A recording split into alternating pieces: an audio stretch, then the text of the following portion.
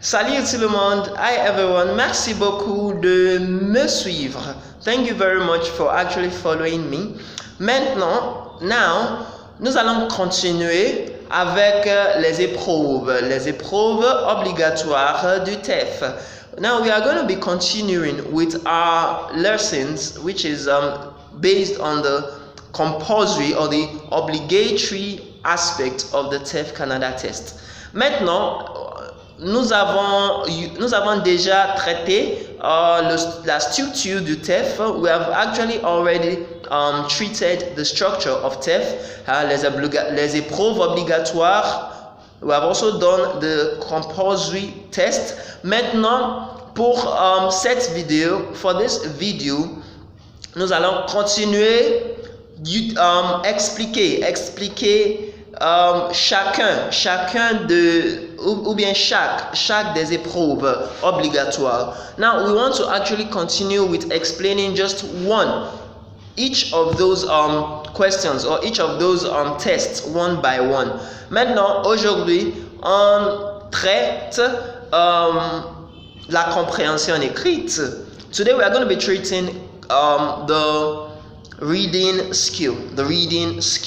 And as you know it, this test is divided. This test is divided into four sections. Cette épreuve se divise en 4 sections.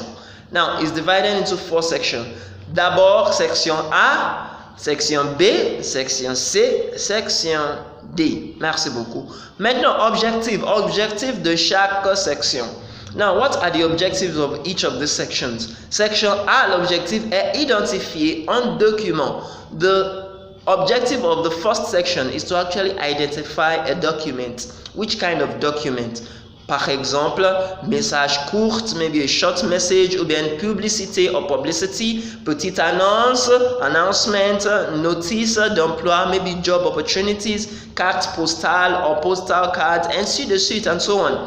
Now, pour la section B, for the second section, the objective c'est comprendre en détail divers documents. Is to actually understand the details of different documents. Which kind of document? Par exemple, graphique, maybe graphics like pie chart, bar chart, ainsi de suite, articles de presse sur des sujets quotidiens, or maybe perhaps press articles on daily activities, ou bien sur des objets polémiques, ou bien lettres professionnelles, ainsi de suite.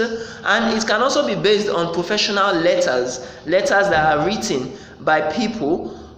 Do you understand? For a particular purpose, to know the intention of the writing of those things. You understand? Les intentions de l'auteur, to know the intention of the author, ou bien les arguments avancés, or the advanced arguments, the arguments that is in those write-ups, or les allusions, or the illusions, the style, the style of writing, le registre de langue employée. Or even the kind of words, the kind of language that was used in that writing. Maintenant pour la section 3, la troisième section, for the next section, we have comprendre la logique d'un document. And that is to actually understand the logic behind a particular document. Par exemple, text are true, the text that actually have some blank spaces that you are going to have to fill after understanding what is being talked about. We have text dans le désordre, and text that have actually been disarranged, that you now have to arrange after actually looking at them and trying to get the meaning behind the text in order for you to arrange them. Now, section D, la quatrième section, the fourth section is the objective. L'objectif c'est comprendre le sens général d'une phrase et diverses manières de le formuler. And that is to actually understand the general sense behind a particular phrase or a particular sentence and the kind of manner at which they formulated that sentence. So the kind of text that you have to check for that is phrase à reformuler, is to actually reformulate or to restructure or to rewrite that kind of phrase. How correct was it meant to be? Is it correct or do they need to actually correct the sentence?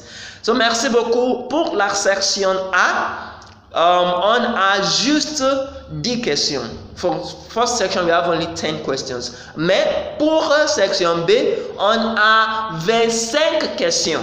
We have 25 questions in the second one. Mais pour la section C, nous avons 10 questions. 10 questions, c'est la même chose avec section A. We have 10 questions, just as it's quite the same with the first section, section C. And we have lastly section D, the last section, that is juste 5 questions. That is only 5 questions in all. And in all, if you calculate all that, we have how many questions is it? 25 plus 10 is 35, 35 plus 10, 45 and 50 questions. Merci beaucoup. And lastly, cette épreuve dure juste 1h50, 1 heure seulement, mais 50 questions. It lasts for just 1 hour and it takes, or it has in it 50 questions to answer. Merci beaucoup, à la prochaine. Thank you very much and see you next time.